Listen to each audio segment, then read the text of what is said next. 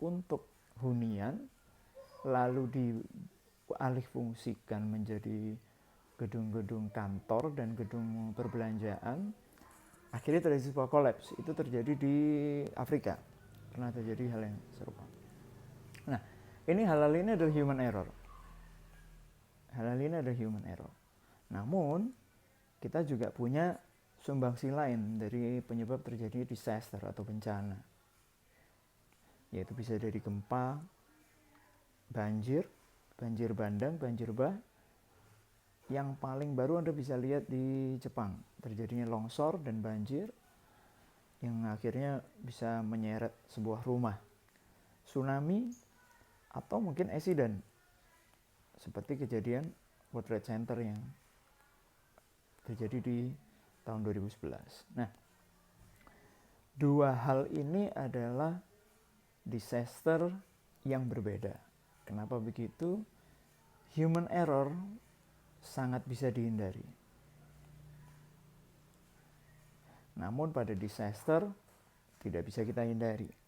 Kita akan fokus pada yang bisa kita hindari. Mengapa begitu? Karena hal ini kita tidak pernah bisa menebak, kita tidak bisa pernah memastikan kapan akan terjadi gempa, kapan akan terjadi tsunami, ataukah kapan desain struktur kita itu bisa ditabrak oleh kereta atau pesawat dan lain sebagainya. Oke, nah saya sekarang ke sini. Struktur baja maupun struktur beton ataupun struktur apapun yang memang fungsinya bisa sebagai hunian, jembatan, gedung, tower telekomunikasi, terminal bandara, infrastruktur, perpipaan, dan lain sebagainya. Semua ini berkaitan dengan harkat hidup manusia. Karena kita tahu bahwa kuliah Anda adalah sipil, teknik sipil. Sipil berarti berasal dari kata civil. Civil yaitu civilization. Civilization adalah peradaban. Hal-hal yang berkaitan dengan hidup manusia, bagaimana mereka tinggal, bagaimana mereka bisa minum, mengakses air bersih, mengakses resource, berpindah tempat, dan lain sebagainya.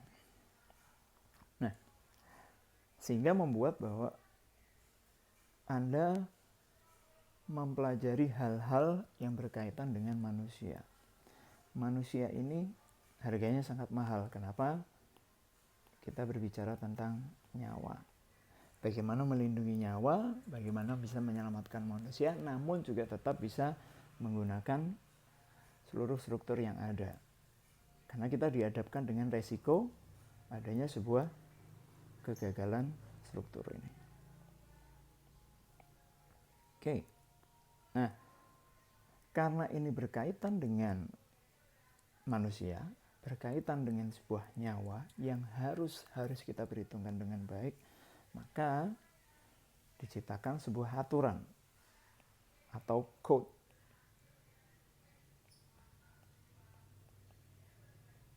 dalam konsep design structure. Tujuannya untuk apa?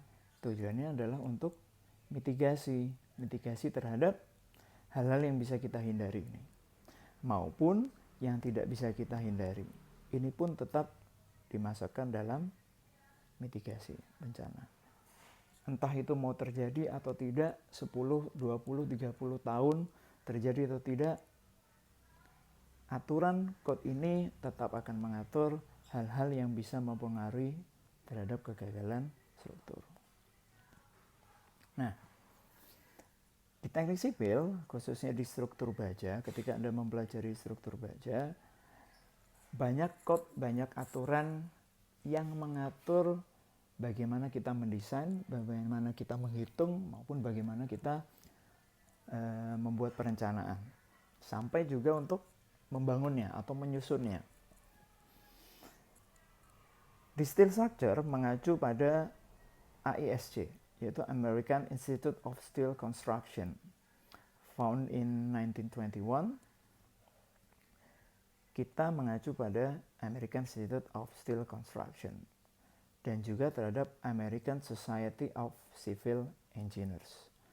Mereka adalah ahli-ahli yang berkumpul untuk membicarakan bersama bagaimana menghindari adanya hal-hal ini. Di Indonesia kita menggunakan SNI. Salah satunya adalah SNI 1729/2015 spesifikasi untuk bangunan gedung baja struktural. SNI mengadopsi dari AISC yang sudah disesuaikan dengan geologi yang ada di Indonesia. Jadi simpelnya begini, mereka ini adalah regulator yang mengatur bagaimana kita mendesain, bagaimana kita merencanakan, bagaimana kita menghitung, bagaimana kita melakukan erection di lapangan hingga gedung itu mampu servis dan atau mampu melayani. BSN juga mengatur terkait tentang SNI bangunan tahan gempa yang tadi kita sempat bahas ya, tentang hal itu memang tidak bisa kita hindari dan kita tidak pernah tahu kapan akan terjadi. Namun, terjadi atau tidak, perencanaan dalam desain struktur harus tetap mengikutkan bagaimana jika gempa terjadi. Kita baca di sini. Ya. Struktur bangunan gedung dan non-gedung harus didesain menggunakan kombinasi pembebanan berdasarkan ketentuan yang ada. Ini sudah ada di SNI. Anda hanya mengikuti nantinya. Jadi, beban yang dimasukkan untuk menghitung kekuatan struktur telah mencakup beban mati, beban hidup, beban angin, dan juga beban gempa. Gedung yang sudah jadi juga tidak boleh dikembangkan sehingga menambah beban. Kita melihat kasusnya New World Hotel, di mana gedung itu sudah didesain, peruntukannya sudah jelas, lalu mengalami perubahan peruntukan atau mengalami alih fungsi, sehingga terjadinya penambahan beban dibandingkan desain di awal. Ini pun tidak diizinkan. Nah, di SNI memuat persyaratan minimum yang harus dipenuhi baik menyangkut beban, tingkat bahaya, kriteria yang terkait, serta sasaran kinerja yang diperkirakan untuk bangunan gedung, struktur, dan komponen non-struktural lainnya yang memenuhi persyaratan peraturan bangunan.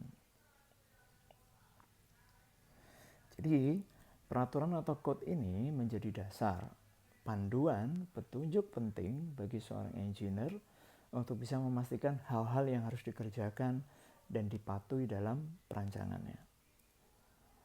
Siapa yang membuat peraturan ini? Para engineer di seluruh dunia yang sepakat bersama menciptakan aturan baku untuk ditaati bersama yang didasarkan pada experience, pengalaman, kecelakaan kerja, kejadian kegagalan struktur, maupun terhadap penelitian terhadap hal-hal yang mungkin akan terjadi berikutnya.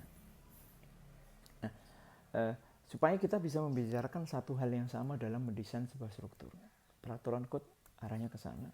Di Indonesia, peraturan baja mengacu pada ASCE, AISC, tadi sudah saya sebutkan, dan di Indonesia disebut sebagai SNI. Oke, itu tentang konsep kegagalan struktur dan bagaimana code berperan untuk bisa meminimalisir resiko terjadinya kegagalan resiko. Kita akan ketemu di pembahasan lainnya. Sampai jumpa.